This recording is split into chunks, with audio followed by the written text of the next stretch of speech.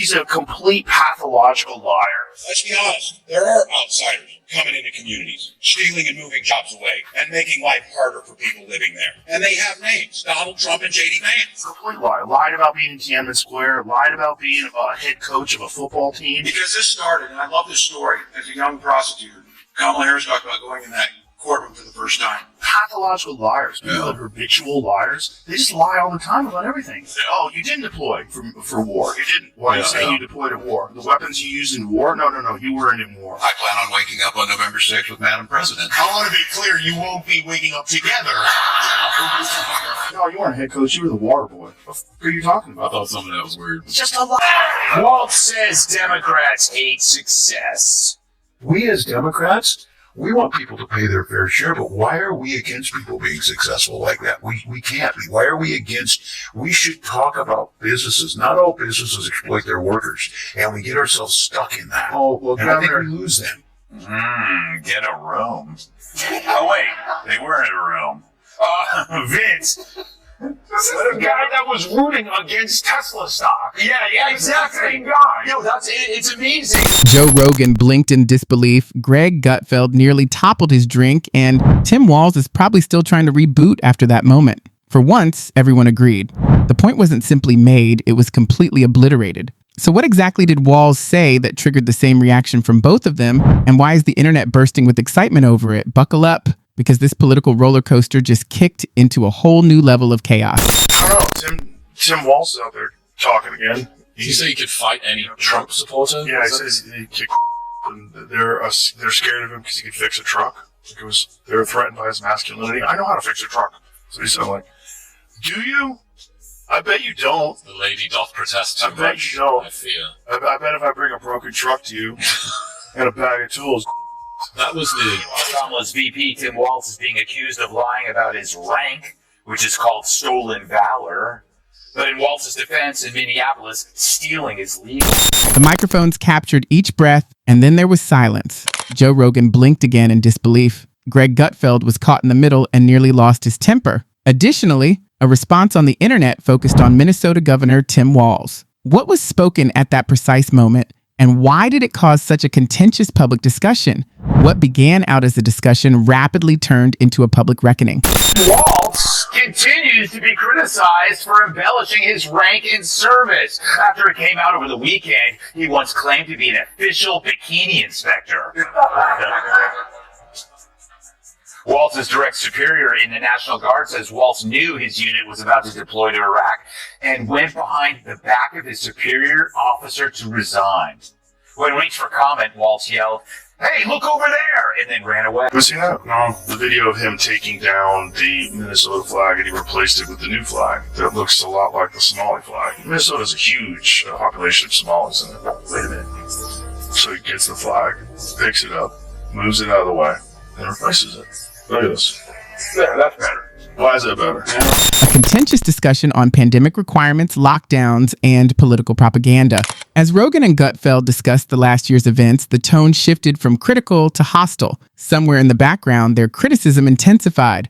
Governor Walz's communications team was ready for the impact. I like it. Like, what a better way to show their opposition to successful people than making him VP? He's the best example of failing up. Yeah, and he didn't even do good at failing up because he helped tank the ticket and she lost the race because it showed, like, Tim Walz is the best example for why Kamala Harris has the worst political instincts in the Democrat Party. Which is, I mean, it's a low bar, but... Tim Walz was once a popular high school teacher who was known for his calm pragmatism. He rose to political prominence by advocating for evidence-based management. He came into office with a dedication to data, optimistic forecasts, and Midwestern modesty. But as the pandemic spread, those objectives were tested, tactics and policies changed swiftly, and public confidence faltered with each shift. Thank you all. Thank you all.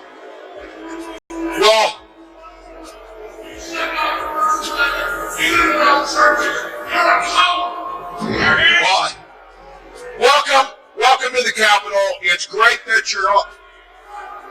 Sir, you're welcome to come. Let me finish. Let me finish and vote.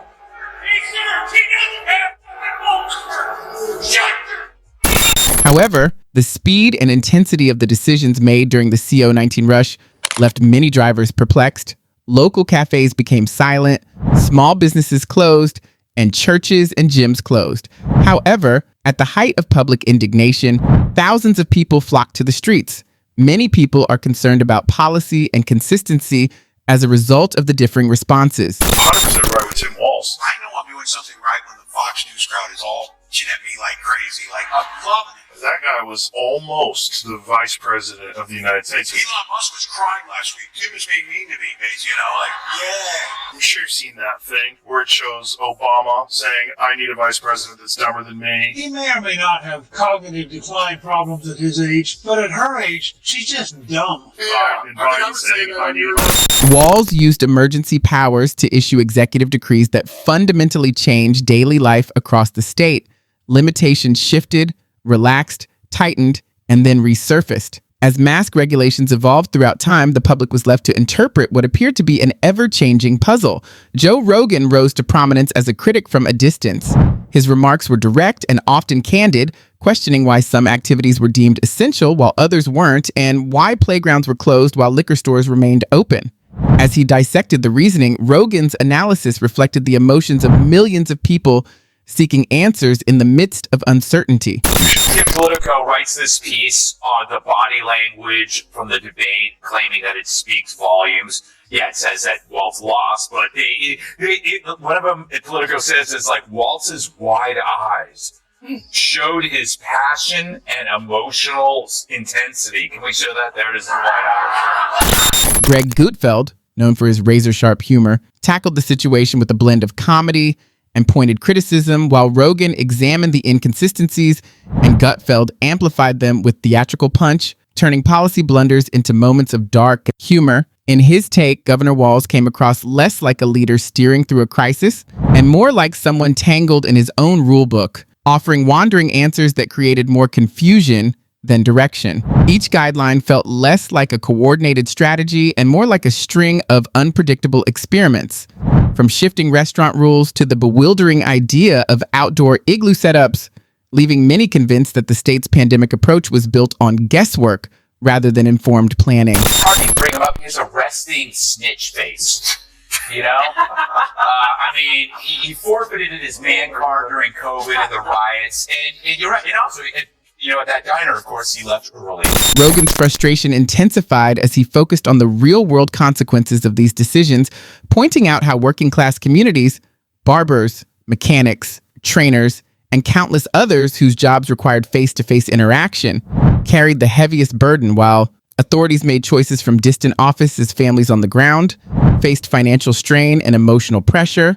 As public schools scrambled to adopt online learning, the inequalities became even harder to ignore, and Gutfeld approached the same issue with humor, comparing the administration's unpredictable to spinning a wheel of random options, creating a mix of laughter and harsh truth that made the mistakes feel even more serious, especially as the unrest following George Floyd's death added to the sense of instability and exposed leadership failures at a moment when stability was desperately needed. It's odd greeting the men of the hours, and Walz brings us our second video of the day, and he's got a very weird way of greeting his wife of 30 years. Roll it.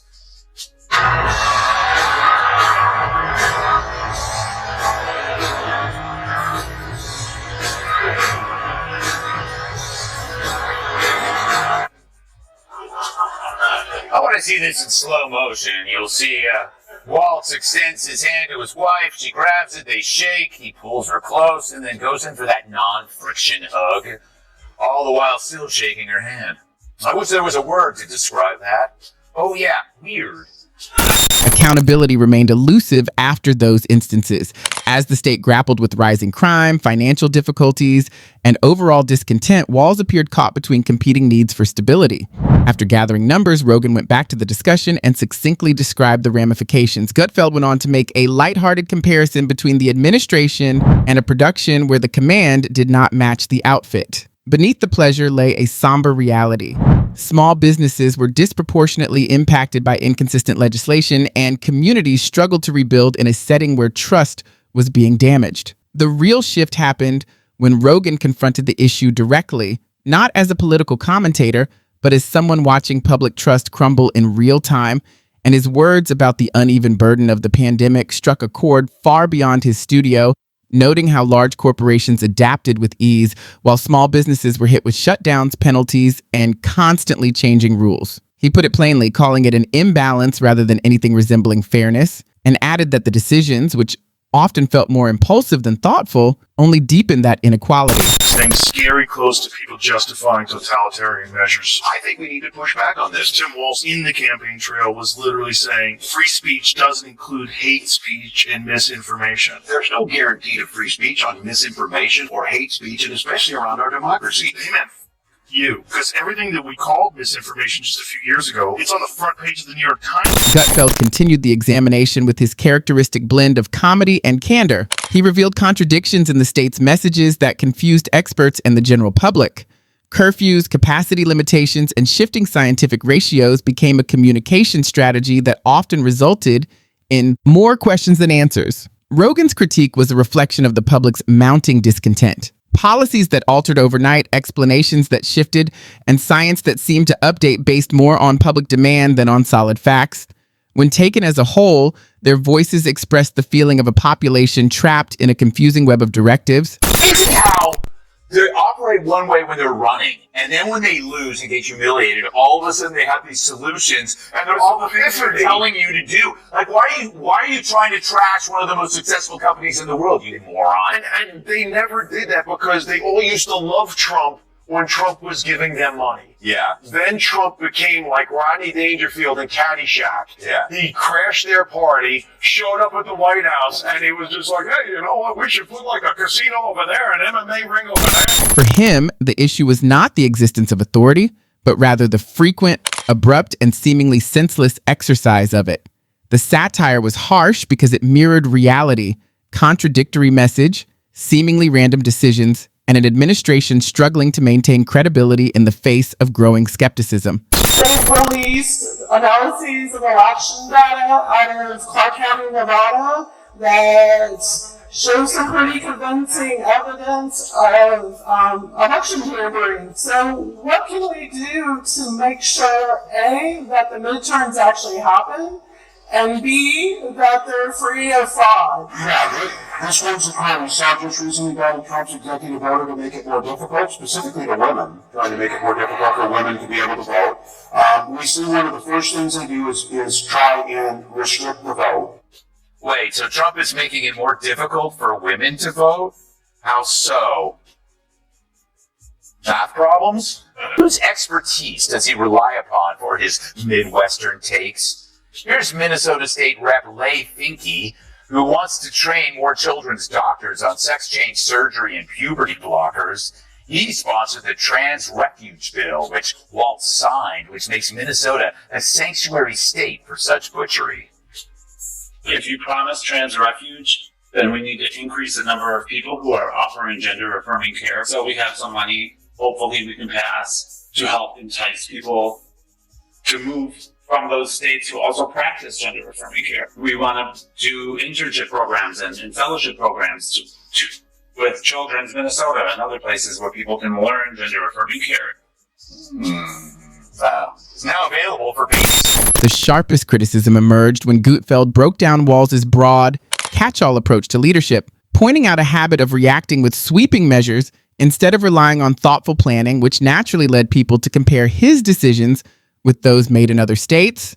During press briefings, Walz often looked overwhelmed, while Rogan and Gutfeld walked viewers through each misstep in a way many felt was missing from official explanations, and although their commentary included moments of humor, it underscored a serious concern about how leadership was being exercised.